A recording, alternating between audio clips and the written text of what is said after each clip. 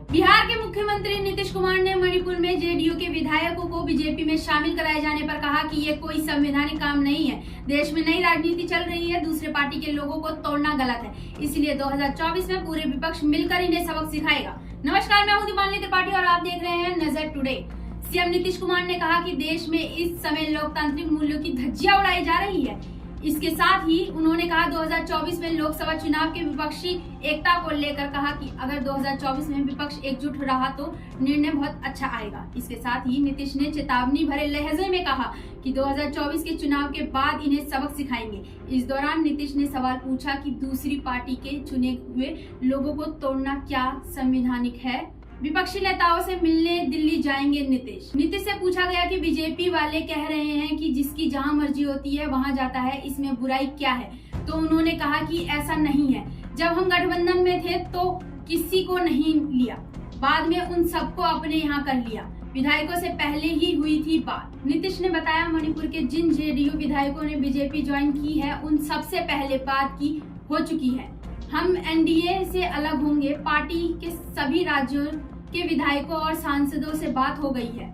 जब हमने महागठबंधन सरकार में शपथ ली थी तो इन सभी विधायकों ने खुशी जताई थी, लेकिन अब देश में जो हो रहा है वह अच्छा नहीं है।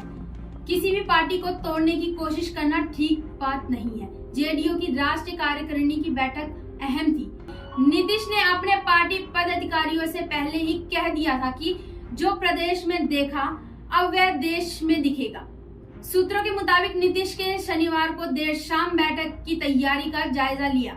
इस दौरान उन्होंने कहा कि देश भर में प्रतिनिधि आएंगे, मैं सिर्फ तैयारियों को देखने आया हूं। माना जा रहा है कि 2024 में होने वाले लोकसभा चुनाव को लेकर पार्टी को मजबूत करने के लिए एकता पर बड़े फैसले भी लिए जा सकते हैं। नीतीश ने बीजेपी पर निशाना साधते हुए कहा कि भाजपा ने कई राज्यों में उन लोगों के साथ भी गठबंधन कर लिया है जिस पर उसने कभी भ्रष्टाचार के आरोप लगाए थे। सीएम ने कहा कि भ्रष्टों को कौन बचा रहा है, क्या कभी ऐसा कोई करने के बारे में सोचेगा।